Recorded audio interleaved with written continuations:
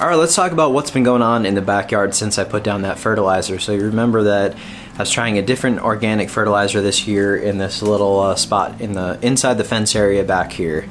And so there's one specific thing that I'm noticing after I put it down. First off, let me give you a little backstory. We've had about 4 inches of rain or so in the last week or so. So in between there, when I put that app down, I've had a lot of rain, and I am happy this year that I'm keeping the backyard a little bit shorter. So I've been maintaining inside the fence at 2.5 inches on that Time Master. It's allowed me to actually stand the grass up a little bit better. What I know happens here where I live is that sometimes in the springtime we're gonna have rain days on end. It just seems to happen every year here, and I've lived here long enough. I've lived in Minnesota my whole life, or here in Iowa long enough to know kind of what's going to happen with our climate. So last year I tried to push that grass height higher, and what happened was we had all those rains, especially with the Time Master. A few people have asked me this recently on the Time Master, and does it lay down the grass because of the wheels a little bit more than maybe a lighter push mower? And yes, in my experience it does, especially at higher heights.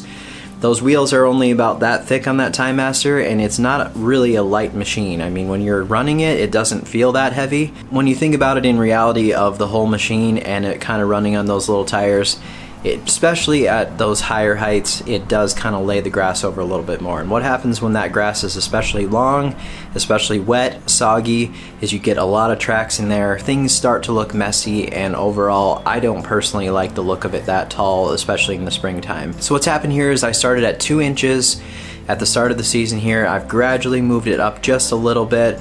We're at 2.5 inches now, but I'm mowing like a madman, and I will tell you that if you're gonna try this strategy, you're going to have to keep up with it. And that means what's going on today, where we got about 1 inch of rain yesterday, and you can see here in this area, there's one little spot here in between my fence line of my neighbors and my house where all of our water from our houses there runs down this one little channel. And I know this, so I come down through there with my mower and I try to get out of there as quickly as I can, but it's gonna get a little bit muddy. It's gonna maybe leave a little track from the mower. I know this is gonna happen, and I don't turn around in those areas. So I make sure on these days my pattern goes through there once. I get the heck out of there as quickly as I can. I move away from it, and I don't come back to that area, do turnarounds in that area. I go straight through there and I stay away from it. I've lived here at our house now since 2011, this backyard here since 2012.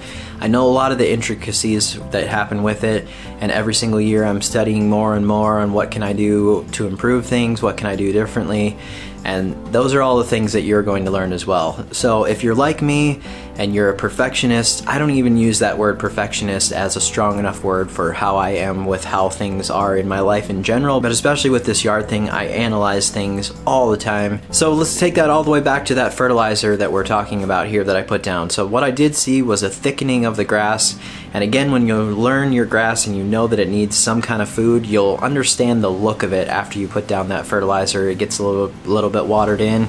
You'll see it kind of it has a specific look where things look more full. And I'm using the backside right now outside of the fence as kind of a comparison, because I have not put down any fertilizer there yet. I'm going to be doing that soon. But right now I can kind of look at that and see that it just doesn't have that same kind of fullness to it that it does inside the fence after this application. So I do like the way that it looked from that. I think it's looking good.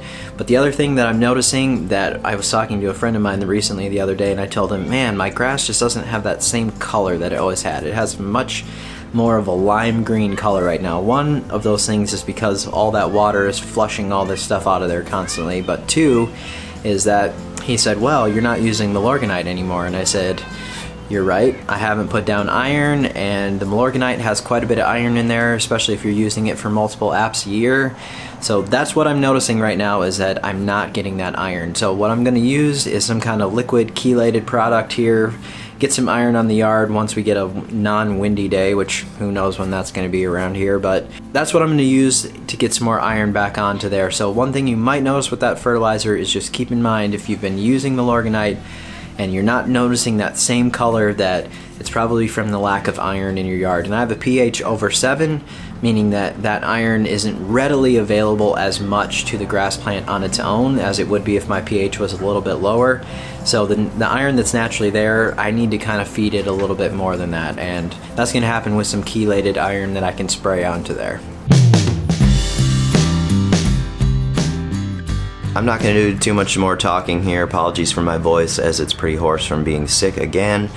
But today we do have a non-windy day happening. This rarely happens, so I got to get outside here and spray a few things. So I'm going to be using the Lawn Energizer, simple lawn stuff. I've sprayed this a few different times, and I've actually got a big gallon of it now. This is just an old container that the original one came in, and so I'm just going to pour it into here and reuse that. But obviously, if you just want a smaller size, it'll come in a container just like this with the logo and everything on there. But we're just pretty much going to hook this up to a hose, spray that thing out on the backyard, and then let it sit there for a little bit and see how it looks here in about a week or so. Again, I haven't been using any iron on this anymore because I haven't been using Milorganite on it this year. It might take more than one app here, but we're gonna see how it looks after one.